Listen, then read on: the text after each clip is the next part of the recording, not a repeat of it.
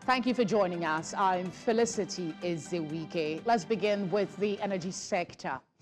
After several postponements, the Port Harcourt Refinery has finally commenced fuel production. The Nigerian National Petroleum Company Limited, NNPCL, confirms this on its X handle on Tuesday. Our correspondent, Bernard Akede, gives us a brief history of the refinery.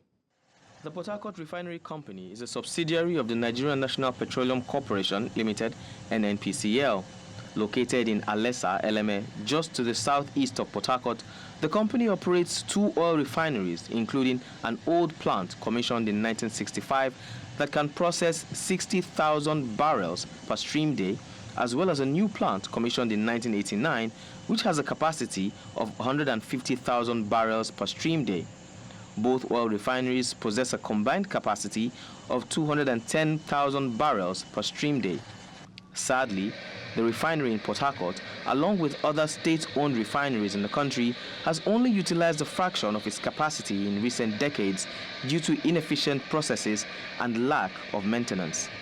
This has led to Nigeria, Africa's largest crude oil producer, becoming increasingly reliant on imports of refined petroleum products.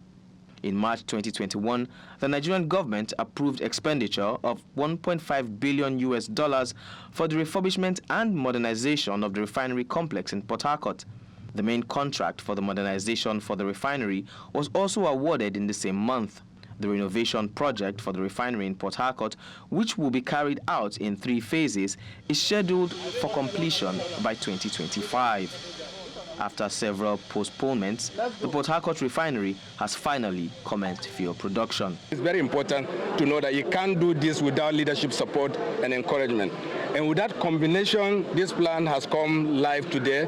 It's going to solve some of the energy security issues in our country, and we are very proud that this has been done, and it's really a very fulfilling moment, this moment for everyone working in NNPC, and also to our shareholders, that we have delivered value to our shareholders, and this is what they expect from us. In an update on X, the NNPCL said NNPC Limited delivers Port Harcourt Refinery as plant begins truck out of products Tuesday, 26 November 2024 at 1:45 p.m. Last week, you can see the price coming down. Partly is because there is ample availability of products because marketers, because of removal of subsidy by Mr. President, which has been done well last year, but again, the adjustment to reflect the actual price have made other marketers to import, so there's more choice, more availability.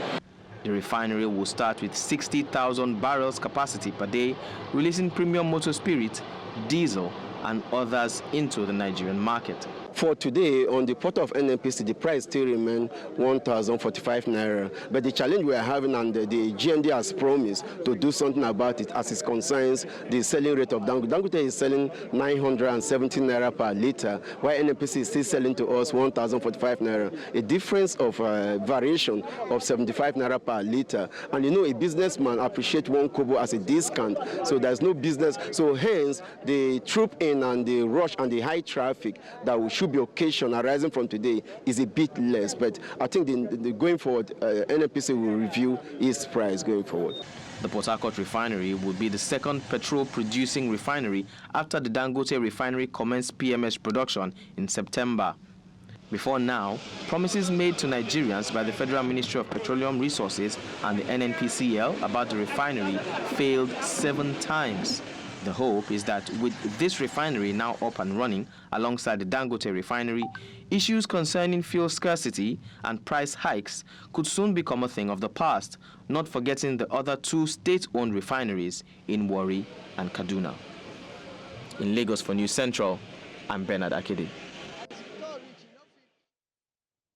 In the meantime, President Bola Tinubu has congratulated the Nigerian National Petroleum Company Limited on the successful revitalization of the Port Harcourt Refinery. Tinubu also urged NNPC Limited to expedite the scheduled reactivation of the second Port Harcourt Refinery, the Warri and Kaduna Refinery. This is according to a press release by the Special Advisor to the President on Information and Strategy, Bayo Ananuga, on Tuesday, made available to journalists in Abuja. Meanwhile, NNPCL has responded to misleading claims circulating in certain quarters which allege that the refinery is not producing products. The NNPC said the old Port Harcourt Refinery is currently running at 70% of its installed capacity, with plans to ramp it up to 90%. Joining us now to discuss this development is economic analyst Femi Oladehin.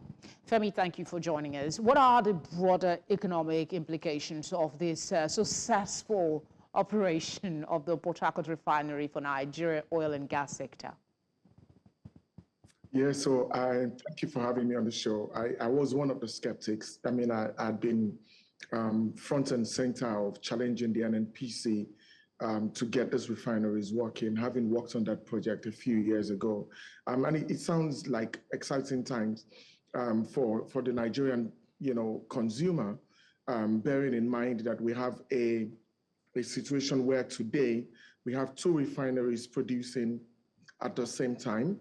The implication of that is obviously first and foremost, there is the positive news in terms of supply. Whether you like it or not, there's still queues on the road, which are driven by a lack of supply. I believe that this is positive news. And the fact that we still have two other refineries that can't start production anytime soon is also something to look forward to. I'm aware that the NNPC is also working on the Warri Refinery and eventually the Port Harcourt Refinery.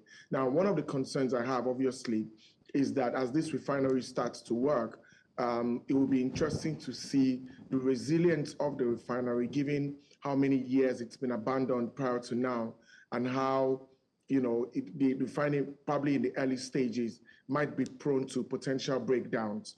But that's something we have to put our eyes out for to see how that impacts on its ability to continue to supply to the Nigerian market. I'm tempted to ask if this expedited action for some might have been triggered by the controversy in the oil sector.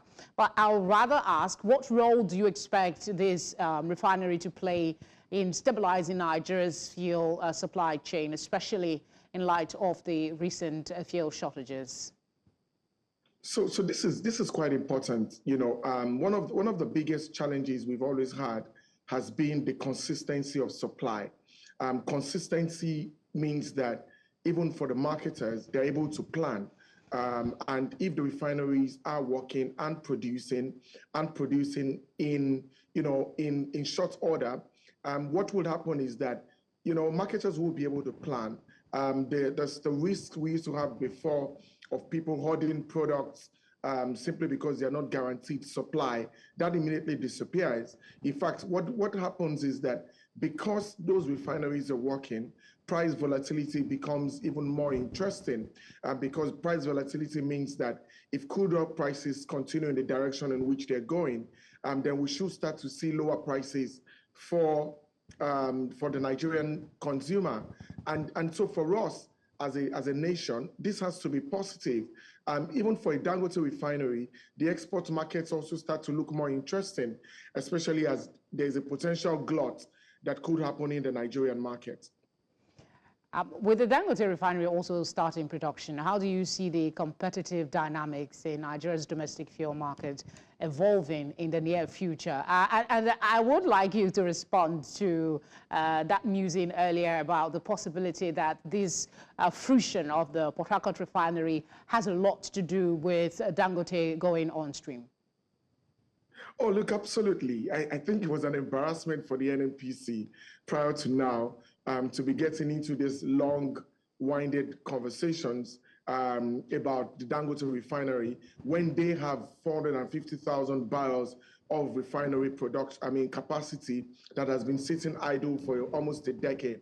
That embarrassment was enough for them to fast track whatever work they were doing on the Port Harcourt refinery. And obviously, I expect that even though these are still early days, production levels it's going to take some time, before production actually normalizes across both refineries, both the Dangote refinery and the Port Harcourt refinery. But the way you should think about it is that possibly in another year or two, Nigeria could have over 1 million barrels of refining capacity that is available for the market. And that has to be very exciting news for Nigerians, because it means that we can not only meet local supply, we can actually meet the demands of the rest of the West African and probably East African bloc.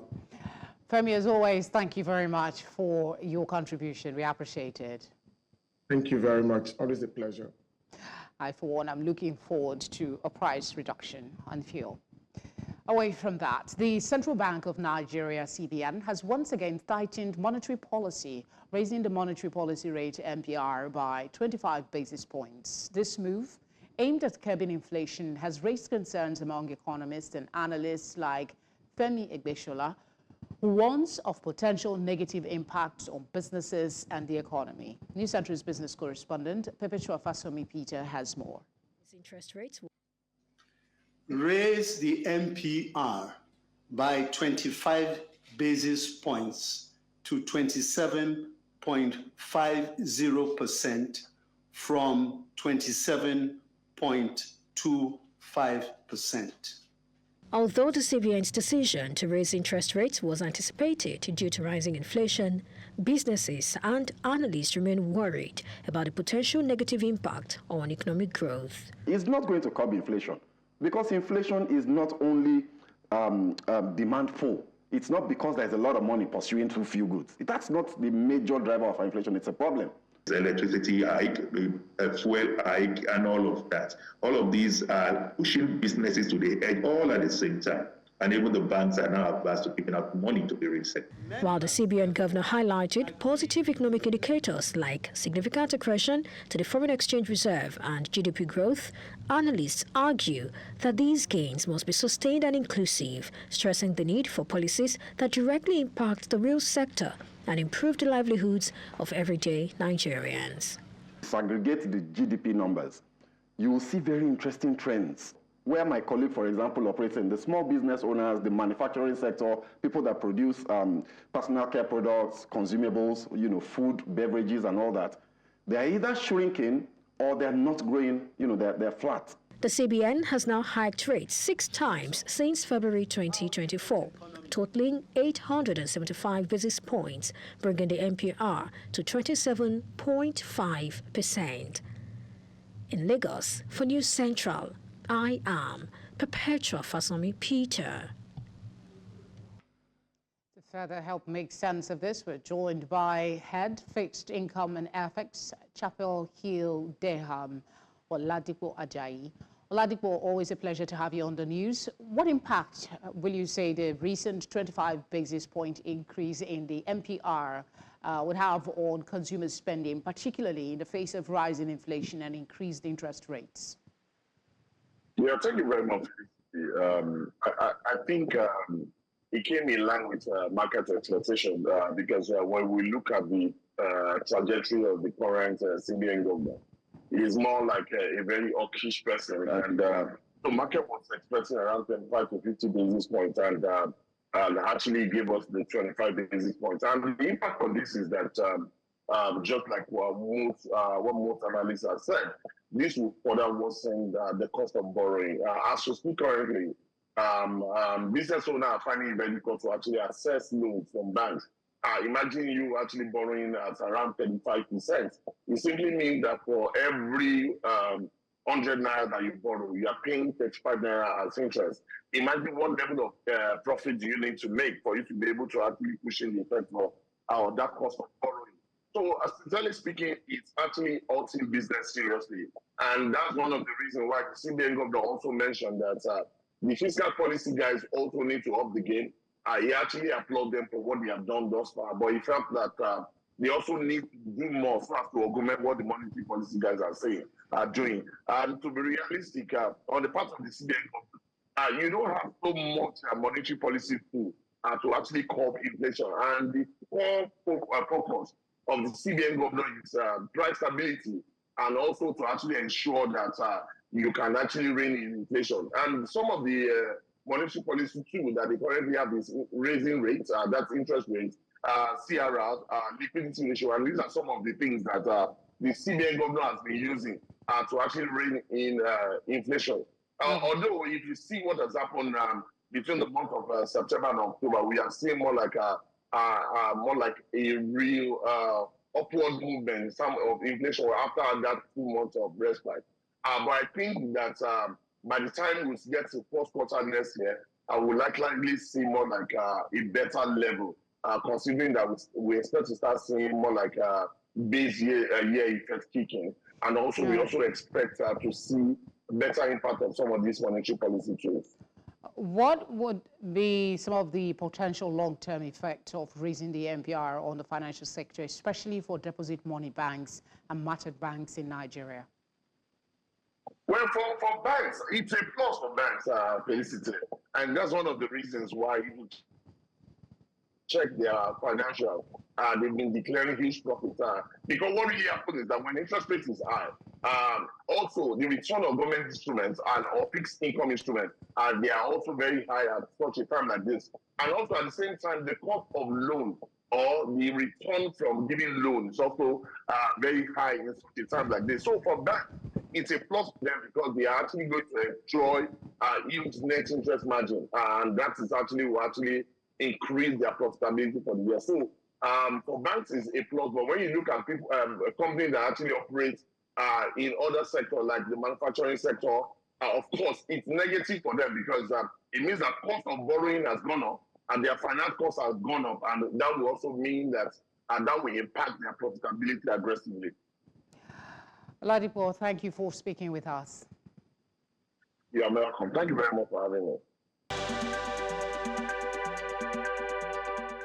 Let's bring you one of our lead stories tonight, coming from the Vice President, Kashim Shettima. He has directed the adoption of technology-driven strategies to combat terrorism, cybercrime, and border security challenges facing Nigeria and the entire African continent. Shettima said while Africa and Nigeria were currently navigating some of the most turbulent times in areas such as security and economy, the challenges required innovative solutions.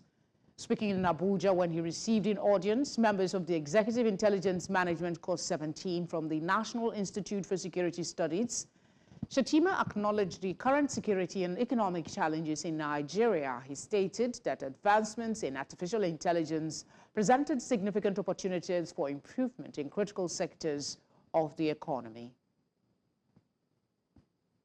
To discuss this, we're joined by Director General, International Institute of Professional Security, Tony Ofoyeton. Tony, good to have you on the news. We are all about exploring solutions.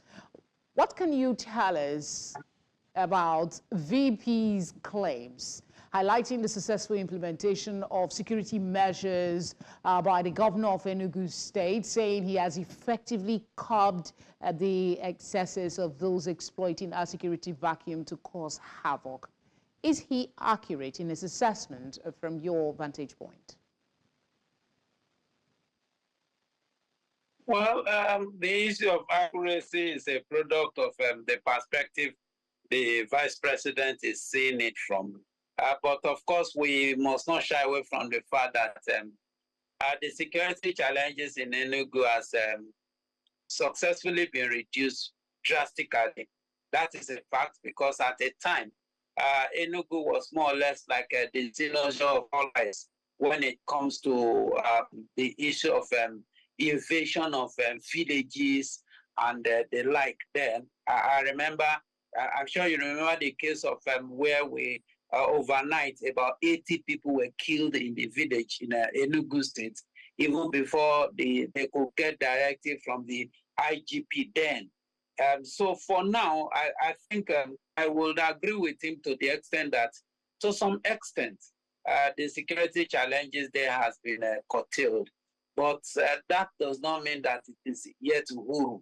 But I think it is good enough that they've been able to at least master the art of curbing the violence there to a large extent. So to that extent, I think I would not deviate from his position. Okay, I was trying to establish the fact that the difference between knowing and doing, some say, becomes obvious with the Vice President's comment, because the reality on the ground is that our security challenges seems unfathomable. Is Nigeria leveraging tech under this administration?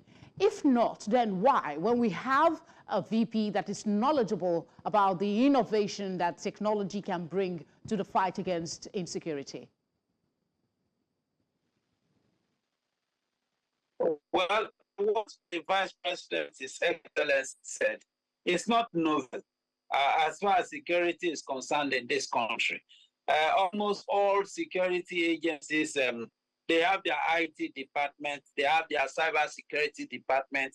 They are also considering the use and the implementation of technology against terrorism. But the challenge is always the funding of it. There are many challenges that are inherent in the issue of the use of technology.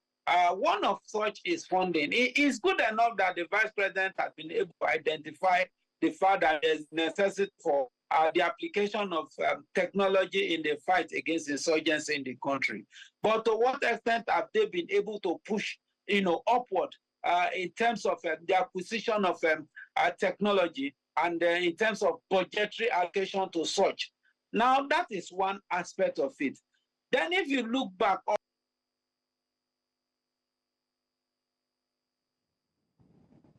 I think we've lost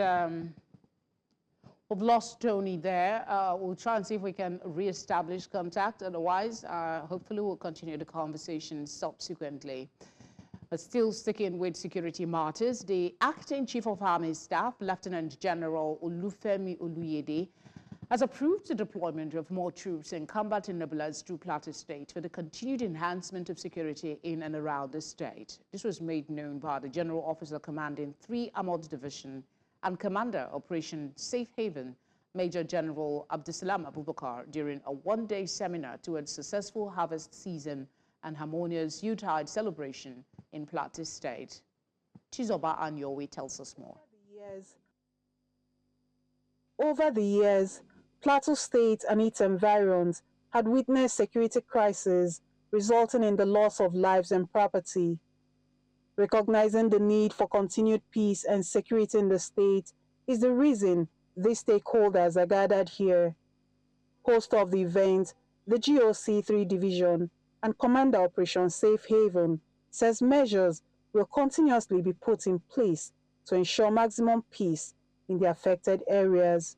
The Chief of Army Staff has graciously approved the deployment of additional troops and critical combat enablers to Plateau State, especially during this upcoming season. As the Commander of Operation Safe Haven and General Officer Commanding 3 Division, let me use this medium to reiterate the commitment of all security agencies to continue exploring robust non-kinetic strategies towards fostering peaceful coexistence in our communities. Key advocates of peace spoke at the lecture series on the need for unity in diversity, irrespective of socio-cultural differences. Geographical common ground between the Muslims and Christians. We have very things that are common to both of us. Let's talk about them. Let's talk about banditry. Christianity is against banditry. Islam condemns it. Let's talk about morality. Islam says it's good. Christianity says it's good. The foundation of peace begins with you, the individual. Conquer the resentment, conquer the anger, conquer that unforgiving spirit that is in you. Then you can be able to give it to others. There are mobile courts that defaulters are arraigned before. So, I'm appealing that cattle rustlers and people that are into mischievous destruction of farm crops should also be arraigned before those courts so that security will not be overstretched. We have a very vibrant youth cutting across all local governments that are ready to work with little incentive or even no incentive at all. They work. So I want the security architecture to leverage on this. Use them with little effort as vigilante. The governor is optimistic that with measures put in place, sustainable peace will be achieved on the plateau. He has not given me a speech to deliver, but we know who our leader is. We know what our leader wants.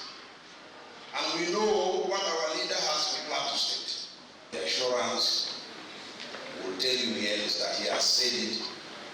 The time is now, and because the time is now, Plateau must grow now, Plateau must hope for peace now, and the development must come now. 16-year-old Izang Abi at the event received the 2024 Chief of Army Staff Scholarship Scheme of 500,000 naira for indigent students. In Jos for News Central, Chizoba Anyowi. Many thanks, Chizoba. We have Tony Ofonyeto back again. We'll just try and conclude our conversation. Tony, I apologize for the network. It happens sometimes. You were speaking on the Vice President's comment. I asked you if the country is leveraging tech under his watchmanship. For now, I think the application of technology in our security landscape is still very minimal. However, having said so, budgetary allocation is one major challenge, I think, which the government should look inward. Now, beyond budgetary allocation is the fact that there are two ways to it. You are either inventing or you are purchasing technology. If you are inventing technology, you are not going to be at the cap and begging of anybody. Now that means that you do the pace of how you use your technology.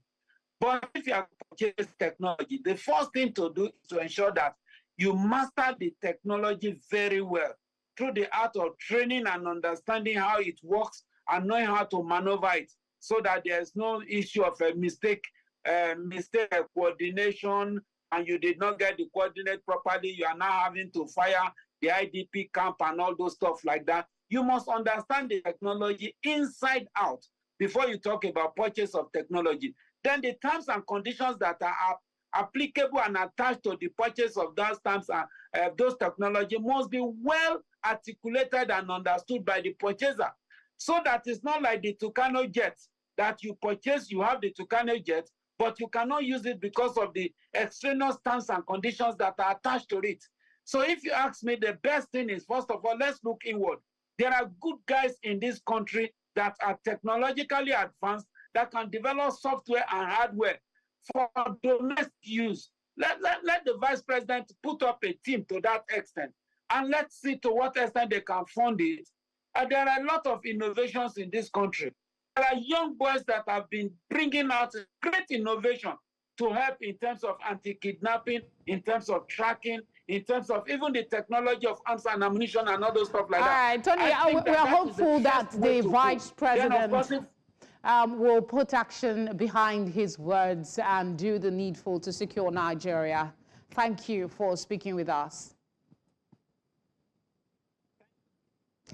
Away from security matters, President Bola Tinubu will depart Abuja for France on Wednesday to begin a state visit in honor of an invitation from President Emmanuel Macron. In a release by Special Advisor to the President on Information and Strategy, Bayo Ananuga, the Nigerian leader's three-day visit, which will focus on strengthening political, economic, and cultural relations and establishing more opportunities for partnership, particularly in agriculture, security, education, health, youth engagement and employment, innovation, and energy transition, promises significant benefits for Nigeria. President Tinubu and his wife, Oluremi Tinubu, will be received on Thursday at the 350-year-old French Military Museum by Macron and his spouse, Brigitte, for initial ceremonies that will dovetail into bilateral meetings. Another of our header tonight, former governor of Kogi State, Yahaya Bello, has honored the invitation of the Economic and Financial Crimes Commission, EFCC, over alleged misappropriation of funds. News Central gathered that he went to the office with his lawyers on Tuesday morning and not with the current governor of Kogi State, Usman Ododo, as he did earlier when he went to the Anti-Graft Agency's office unannounced, taking the EFCC by surprise. The latest development follows the Supreme Court's judgment, which dismissed the case filed by some states challenging the constitutionality of the Anti-Graft Agency. There were insinuations last week that he was going to visit the EFCC, but the former governor's media aides did not respond to inquiries on the information. The United Nations Food and Agriculture Organization says more than 700 million persons are food insecure across the world, with Nigeria having 33 million of that number. The Food and Agriculture Organization representative ad interim in Nigeria and to ECOWAS made this known during the official launch of FAO's 2024-2025 dry season agricultural inputs distribution in northeast Nigeria. News Center's Umaru Kirawa completes the report. This initiative, designed to help about 50,000 targeted households, seeks to improve agricultural productivity and aid in the recovery of livelihoods severely impacted by recent flooding and other climatic challenges. Regarding the global context of the food and security situation in the entire world, that we have more than 700 million persons in food insecure. And unfortunately, in Nigeria, we still have, despite all our efforts that we did during the dry season, we still have 33 million of persons in food insecure. FAO will continue to our support to the Nigeria government in terms of food productions. The distribution here targets vulnerable farming households, including women and youth, to ensure inclusive recovery and long-term resilience in the region. Gaskiya tun dama muna cin amfanin wannan kungiyar. To kuma yau kuma Allah ya kawo wannan babban a wannan abin da muke gani a wayansu garurruka yau mu Allah ya kawo mana garin mu. The support we are providing today will go a long way in equipping our farmers with the necessary tools and inputs to maximize their productivity during this critical season. In Adamawa State, the Food and Agriculture Organization is extending same gesture of agricultural inputs to farmers. I urge you to toe the line of this government by keying into the 8-point agenda of this administration. The FAO officials noted that this support is critical, especially after the heavy rains and floods that have left many families struggling to recover. So I'm here today to distribute agricultural inputs, seeds, tomatoes, okra, vegetables, and also fertilizer and water pump to allow the farmers to produce the dry seasons. We are supporting now the children malnutrition with Tom Brown, and also distributing the fuel-efficient stove. As Nigeria grapples with the unpredictable impacts of climate change and the recent flood disaster that ravaged most communities, government and the private sector have been urged to prioritize large-scale irrigation farming to boost agricultural produce and stability in food supplies. In Maiduguri for News Central, Umaru Kirawa. Thank you for staying with us. The Red Berets paint Joburg red as they call for the arrest of President Cyril Ramaphosa. Hundreds of economic freedom fighters, EFF members, took to the streets of Joburg CBD on Tuesday to march against the Pala report. This follows as the Constitutional Court hears the party's application against the Speaker of the National Assembly over the Section 89 panel report regarding the Pala Farmgate scandal. The EFF wants the court to set aside Parliament's decision in December 2022 not to adopt a Section 89 panel report that found prima facie evidence. Every president must be held responsible. Every president must be accountable. We did the same thing with Jacob Zuma. When he spent money on Gandla, we took him to Constitutional Court and they said he must pay back the money. The same thing must happen to Ramaphosa because we are all the subjects of the Constitution. No one is above the Constitution.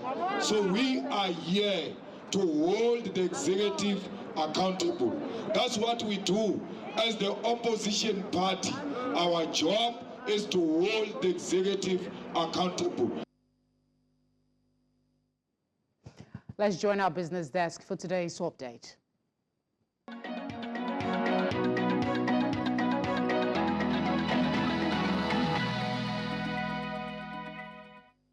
Business News in association with Money Master PSB, the easy way to master your money.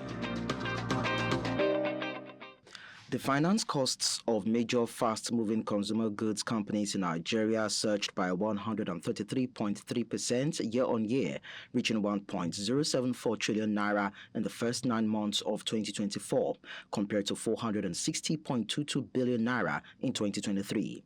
The companies, including Champion Breweries, International Breweries, Nigerian Breweries, BUA Foods, Dangote Sugar, Nascon, Unilever, Cadbury and Nestle face mounting pressures from increased foreign exchange losses, debt profiles, and high interest rates. This significant increase highlights the broader economic challenges these companies face. Nigeria's economy has been grappling with rising interest rates driven by the central bank's efforts to combat inflation. This has made borrowing more expensive, increasing the cost of servicing debt. The Association of Bureau de Change of Nigeria, ABCON, says the Central Bank of Nigeria has extended the deadline for operators to recapitalize by 6 months. Aminu Gwadebe, ABCON president, spoke during the virtual general meeting with members, saying with the extension, the new deadline for recapitalization would be June 3, 2025. On May 22, the CBN released the approved guidelines for Bureau de Change operations in the country. The Apex Bank raised the capital requirement for Tier 1 BDC operators from 35 million naira to 2 billion naira, while Tier 2 operators were mandated to have a capital base of 500 million naira. The approved guidelines, made after consulting with stakeholders in the sector, were expected to take effect from June 3. Senegal could be losing between $57 million and $153 million annually, and the primary concern is the undervaluation of gold exports to the United Arab Emirates, which accounts for a substantial portion of the revenue loss. According to reports, multinational companies are employing various tactics, including transferring profits to tax havens to minimize their tax liabilities. To mitigate these risks, it's been recommended that strengthening the capacity of Senegalese tax authorities is needed to detect and prevent tax evasion. Also, implementing variable royalty mechanisms for natural resources is considered a crucial step to ensure fair revenue collection.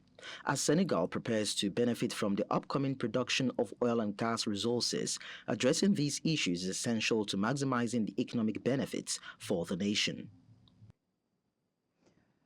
In sports, the Nigerian cricket team continued their impressive form, securing a third consecutive victory by defeating Eswatini by 5 wickets in the ICC T20 World Cup qualifiers in Abuja. Favour Itwa has more.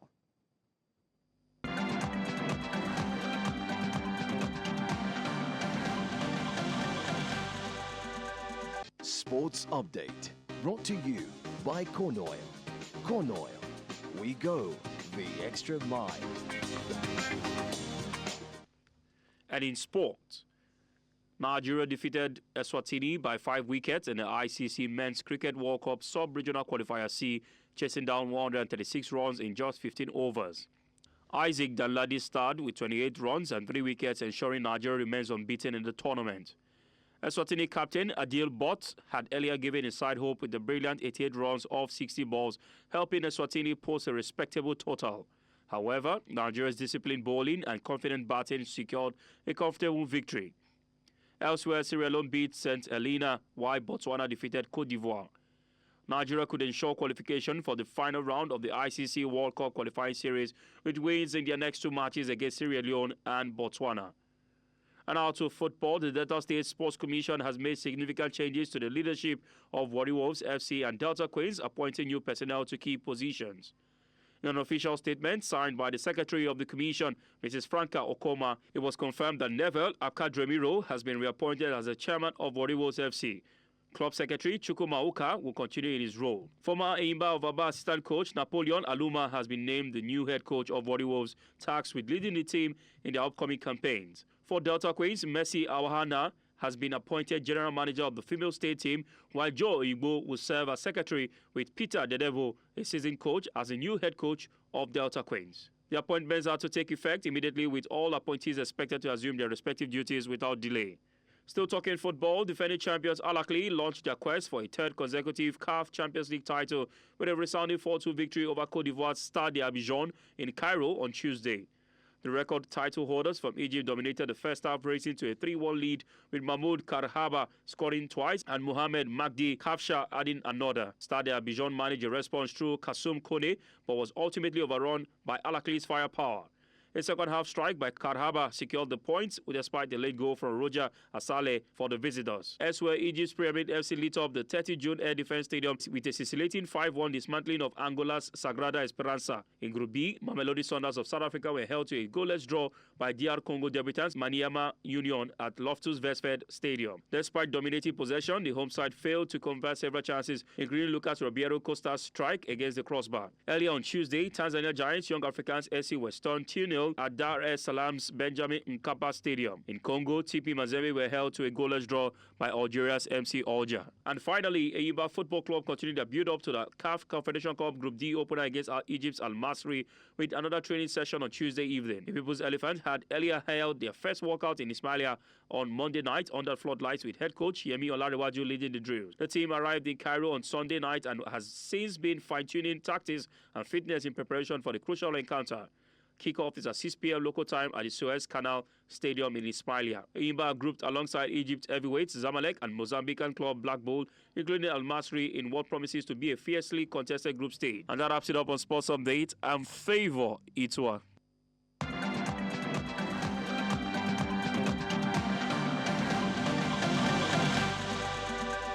Sports Update, brought to you by Corn Oil.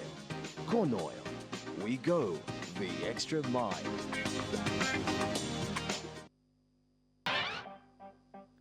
Entertainment news in association with Glow Unlimited. And now in entertainment tonight. Veteran Nigerian rapper Rugged Man has stood by Afrobeats star Davido following criticism of his remarks about Nigeria's struggling economy during a U.S. radio interview. In a tweet, Rugged Man said, "Okay, Davido has said what he said. Moving forward, the government should fix Nigeria so nobody will say such again. All this barking all over the place is not fixing the nation. The hardship is too much." This comes in response to backlash from pro-government supporters and TVC presenter Akashat Yamat, who accused Davido of demarketing Nigeria by highlighting economic challenges. Speaking on her show, Akashat expressed disappointment, arguing that such statements damage the country's image. The debate continues to spark mixed reactions online. And now on the international scene, Rod Stewart is set to take on the coveted Sunday Legends slot at the 2025 Glastonbury Festival, performing on June the 29th, which often draws some of the biggest crowds of the entire weekend. The 79-year-old, known for hits like Maggie May, previously headlined the festival in 2002. The announcement was made earlier today and on the festival's official social media pages. In response to the announcement, Stewart said, "I'm proud, ready, and more than able to pleasure and titillate my friends at Glastonbury."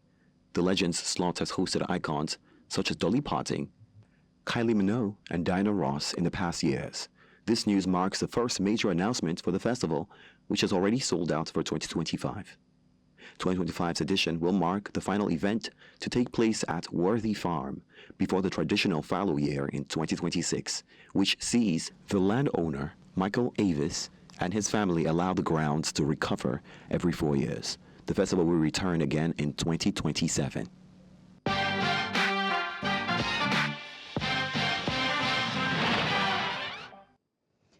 And that is all tonight. But before we go, let's take another look at some of the major stories.